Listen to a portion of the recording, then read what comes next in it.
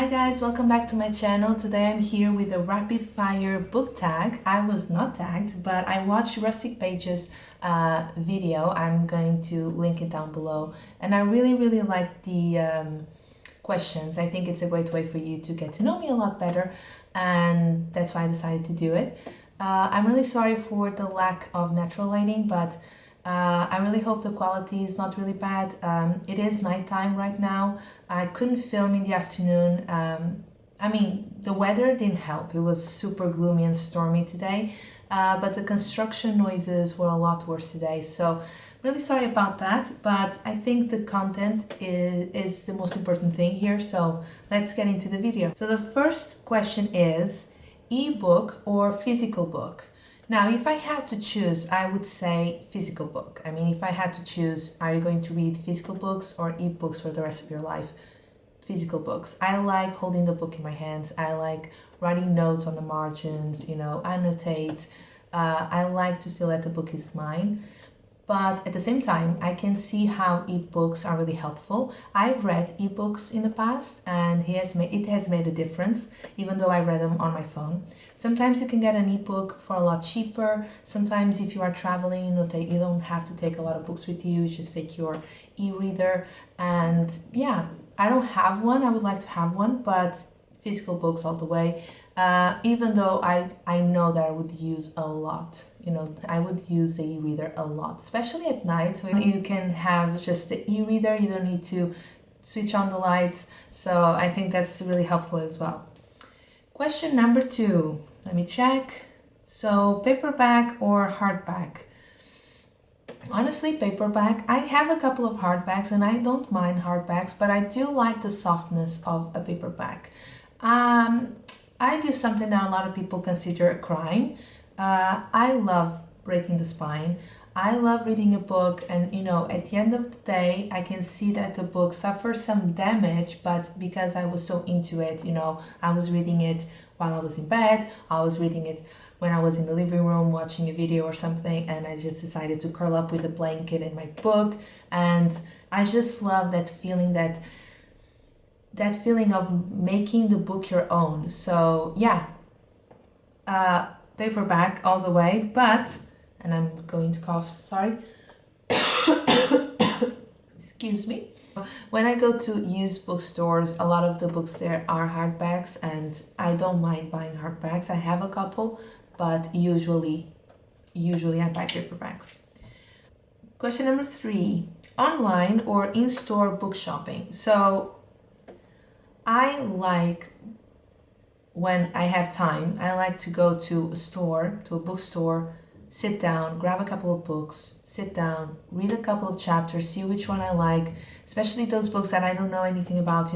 I just want to sit down and see if I'm going to like the book. I don't know anything about the book, and then I decide if I want to buy it or not. Sometimes I find a lot of good authors like that I've never heard of, and then I might end up buying something. But I have to be honest, I buy a lot of my books online, because here in Portugal, books are quite expensive, are ridiculously expensive. So if I buy books here in a store, it's either because it's a great deal, they're having a sale, or because I got like a gift card. Sometimes it happens, for my birthday or Christmas, and I have to use the gift card, so I'm going to buy books. But yeah, if I really want a book, I'm going to check first, and I'm going to see the price, and then I'm going to compare that to the price online. And sometimes I buy the book online. It's because it's cheaper. Usually I buy from Book Depository. I know a lot of people have a problem with Book Depository. I mentioned this on not my last video, I don't know, a couple of videos ago. The only thing that I don't like about Book Depository is that they take a long time. That's true. But I never had, I never received damaged books. I never got the order wrong. So I'm actually very lucky. But yeah, I buy a lot of my books online. Sometimes I can't find the right book or the book in the exact edition, the edition that I want, so I have to buy it online. But if I could, I would only buy my books in bookstores, because I really like that feeling, spending time with yourself, going there in the afternoon or late in the evening, you know, sitting down with your book, see which one you like, spend some time getting to know the author, and then deciding on what to get. Next question, trilogies or series? So I haven't read a lot of trilogies or series to be able to answer this question.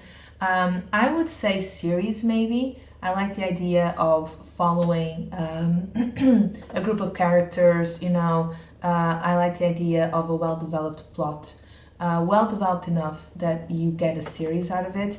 But then again, it is so easy for you to get bored, because if the story doesn't develop, or if the story just loses its spark, I mean, you might not continue with the series. So yeah, I don't have a lot of experience with trilogy, so I'm going to say series. Heroes or villains? So I have a soft spot for villains. I like villains that are a bit misunderstood, and there's a lot more to them than just being evil. I like that three-dimensional character, you know. They're not evil because they're just evil. They were not born evil. Something made them that way. I really like getting to know the character, you know. And sometimes it really has an impact on you when when you look at it. Sometimes you consider, would I do something like this? Would I get to this point? Would I, change so much that I would become something like this person? So it is really interesting and a bit scary, but also roots for the hero. If the hero is not like super annoying, because it happens. Next question, a book you want everyone to read. So this is a really difficult question. A book like Prozac Nation or Life Inside, memoirs, especially those about mental health. The Bell Jar would also be an option. I just think that it is so refreshing and it really changes your perspective. And if you're not going through something like that, that it's described in the book, you get a really different perspective, and I think you try and be careful when you judge people, because you don't know what they're going through. At the same time, if I'm thinking about a classic, I think everyone should read Grapes of Wrath by John Steinbeck. I think it is an amazing book. The writing is so dense, so raw, so beautiful. I mean, you can't put it down. You want to know what's going to happen. The plot, it is really well developed. But I also think that everyone should read A Man Called Ove by Fredrik Backman. It was definitely my favorite book of 2019, and I know that we still have a month to go, but that book, I mean, it is one of my favorites now. Recommend an underrated book. Okay, so I have an answer for this. Let me see if I can find it. It is not just underrated, it's also like not really popular. I don't know anyone who has read this book. It's The Tracy Fragments by Maureen Medved. I'm not sure how to pronounce this name. Medved. This follows a girl that basically has a hard time separating reality from her own imagination. And the book is written like fragments, exactly like fragments, like daydreaming. A lot of people probably went through something like this girl. Sometimes people feel isolated and alone, and they start having difficulties, separating their imagination and what's happening in their heads with real life and from real life. And I think that this book is really well accomplished in that sense, and I think a lot of people should read it. Another book that I think it's a bit underrated is Sputnik Sweetheart by Haruki Murakami. I think the book is amazing. I think it's a great way to start. If you haven't read Murakami before, I think Sputnik Sweetheart is one of the best books to start with, even though I haven't read all of them. The magic realism factor is very subtle, and you can get a lot from it. You can look at it as being a thriller, as being a mystery novel, as being suspense. So, it is very versatile in that sense. The last book you finish. So the last book I finished was Selected Stories by Anton Chekhov. I'm like this close to finishing The Haunted Hotel, so I'm not going to say that is the last one. Last book you bought. So the last book that I got, but I didn't buy it, my boyfriend actually gave it to me, is It by Stephen King. I don't remember the last one that I bought.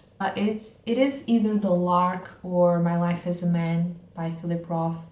But I got some books after that, but my boyfriend got them for me, and this was the last one. Next question. Weirdest thing you have used as a bookmark? Probably my train ticket or metro card. I do that a lot, and then I don't know where the ticket or the card is, and I get really... Alfredo is here. Baby boy. Say hello. This is quality content right here.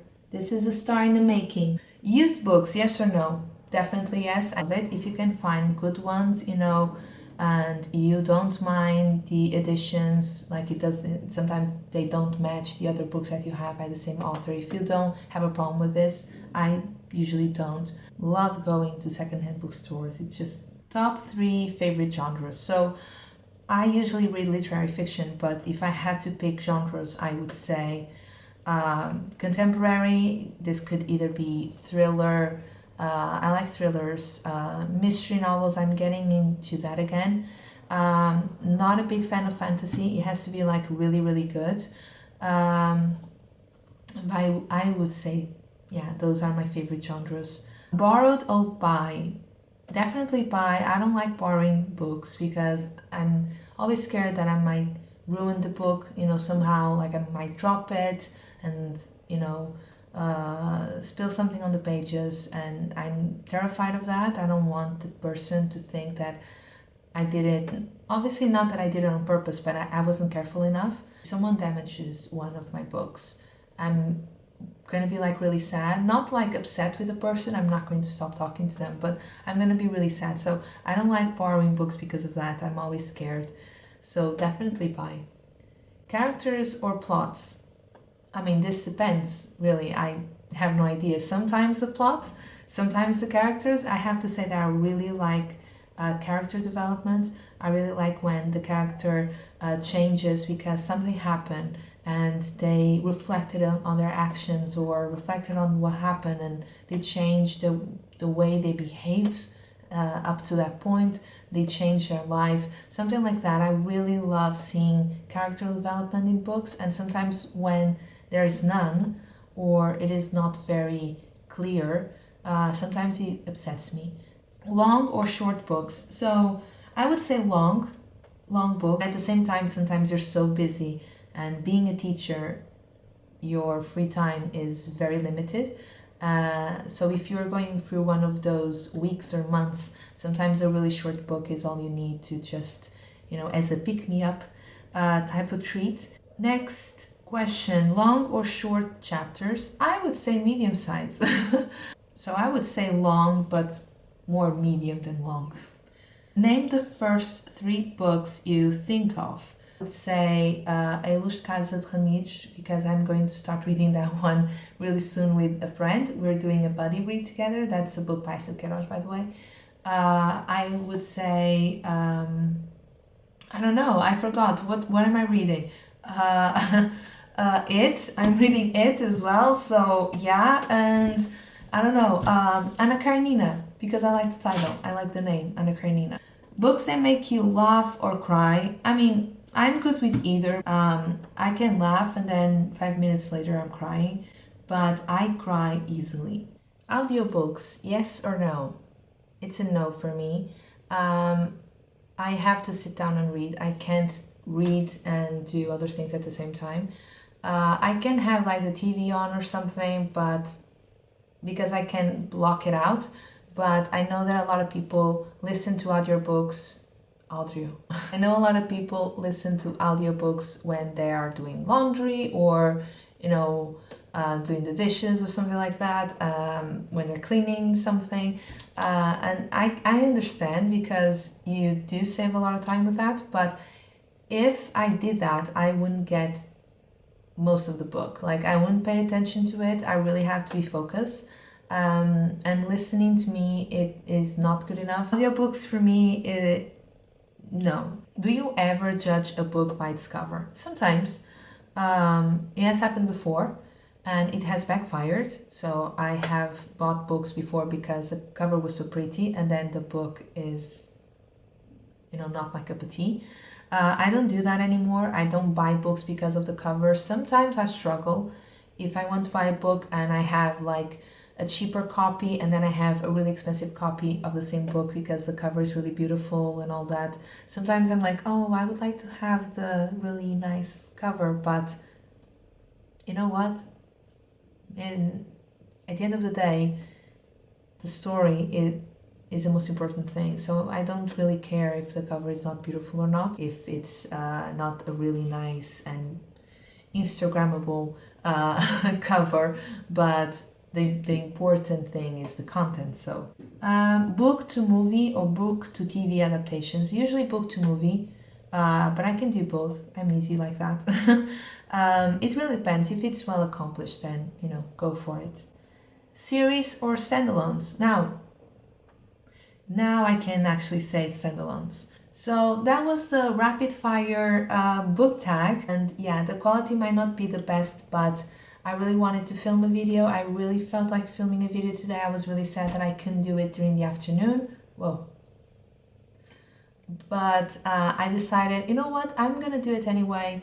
I know that this is not like, the quality is not the best, but I'm not trying to be professional here. I just really want to make videos and feel happy about them.